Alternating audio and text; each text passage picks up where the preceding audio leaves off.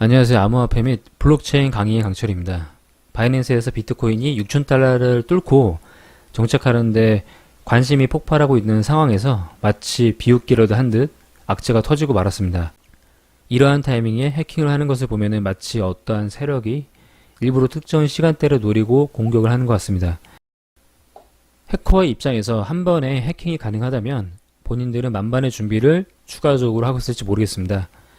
바로 숏에 대한 마진 이익입니다. 해킹한 비트코인이 압류되어도 비트코인의 마진으로 큰 돈을 벌 수 있으니 이걸 노리고 있는 건지도 모르겠습니다. 금요일 오전에 세계 1위 거래소인 바이낸스가 해킹 공격으로 7,000개의 비트코인이 도난당했다고 했습니다.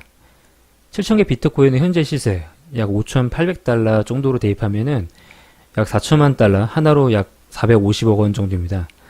물론 바이낸스는 그동안 엄청나게 큰 돈을 벌었기 때문에 이 돈을 충분히 복구할 수 있는 돈이 있습니다. 일단 세계 1위 거래소다 보니 하루에도 몇십억씩 돈을 벌고 있고 그동안 바이낸스는 해킹을 당한 것을 대비를 꾸준히 했기 때문이죠. 문제는 이미지입니다.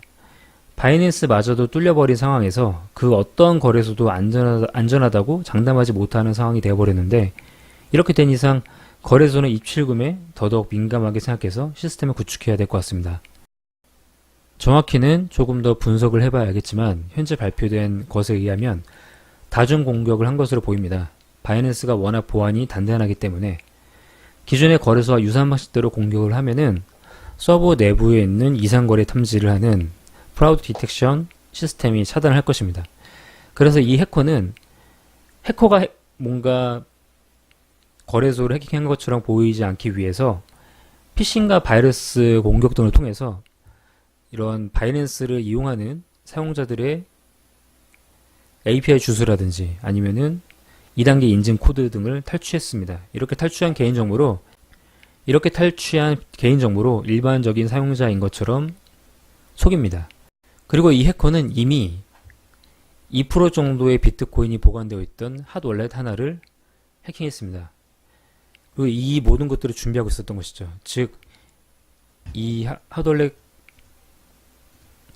계정은 이미 진작에 얘가 해킹을 했었는데 얘가 직접 여기서 보내버리게 되면은 FDS가 감지를 하게 됩니다. 즉, 좀 어떤 사람이 많이 비트코인을 갖고 있다라고 한다면은 감지를 하겠죠. 그러면은 소중한 기계가 날아갈 수 있으니까 어떻게 했냐면은 얘가 그동안에 모은 사람들의 계정을 통해서 노멀한 거래로 판단하게 만들어 버리는 것이죠. 그럼 FDS가 이상 거래라고 탐지를 하지 못합니다. 이게 뭐랑 비슷하냐면은 어떤 사람이 담배를 막 엄청나게 많이 사려고 해요. 그래서 뭐 편의점에 가서 담배를 막 한 4보로 주세요. 5보로 주세요. 그러면은 안 팔겠죠, 편의점에서. 근데 사람들을 막 50명씩 모아놔가지고 담배 한 값씩 사게 해라 라고 해서 5보로의 담배를 이렇게 산 거랑 비슷하다 보면 됩니다.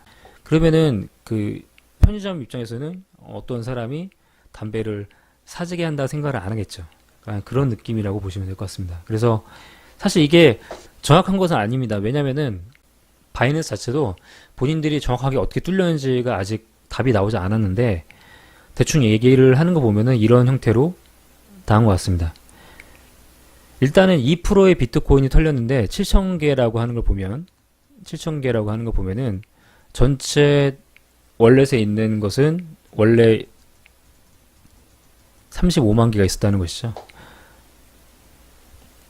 일반적으로 7,000개 정도의 비트코인이 거래소에서 털리면 대부분 거래소는 파산을 하는데 바이낸스 규모가 얼만큼 대단한지를 알 수 있는 그런 부분입니다. 어쨌건 해커는 최종적으로 돈을 교환을 할 텐데 수많은 사람들의 해커 계정을 관찰하고 있고 7,000개의 비트코인이라고 한다면 웬만한 거래소에서 거래를 하는데 오랜 시간이 걸리기 때문에 과연 어떻게 돈으로 교환할지 관심거리인 것 같습니다.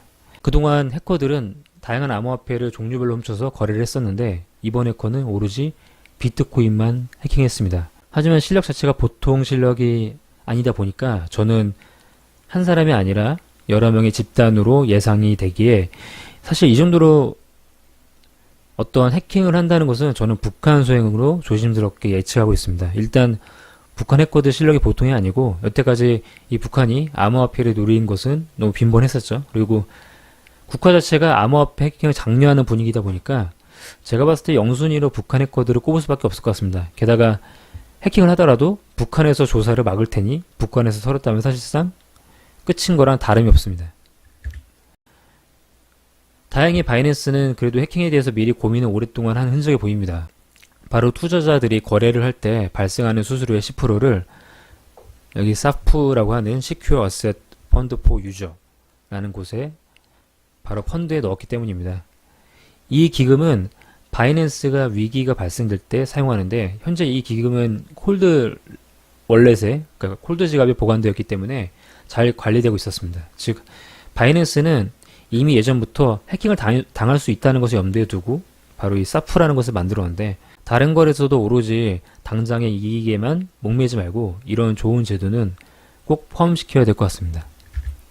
바이낸스는 FDS가 있었다고 하지만 이렇게 개인들의 API 등을 이용해서 해킹할 것을 고려하지 못한 것 같습니다. 그래도 잡을 수 있는 것은 단 한 번의 트랜잭션이라는 것입니다. 즉, 단 한 번에 트랜잭션이 많은 거래액을 담고 있다면 바이낸스 입장에서는 추금을 막는 장치를 넣어야 하지 않을까 싶습니다. 즉, 한 번의 거래로 7,000개 비트코인을 아무튼 출금을 했죠. 이게 여러 사람들의 계좌로 출금을 했지만은 아무튼 간에 어떠한 시간대를 보면은 한순간입니다. 한순간에 7,000개 비트코인이 빠져나갔습니다. 이게 개별적으로 볼 것이 아니라 전체적으로 봐서 좀 출금을 막는 장치를 넣어야 하지 않을까 싶습니다. 물론 어느 정도는 털리겠지만 바이낸스 내부적으로 한번 출금되는 전체 양 같은 거를 정해서 이렇게 투자자들의 개인정보를 이용한 해킹 방법에도 피해액을 최소화시키는 방법이 필요하며 거래소끼리 연합하여 블랙리스트를 공유하고 FDS가 발동되자마자 블랙리스트가 자동적으로 전달되는 방식을 포함시켜야 될 것 같습니다. 이상 암호화폐 및 블록체인 강의 간식이었습니다. 구독과 좋아요는 영상을 만드는 데 큰 힘이 됩니다. 감사합니다.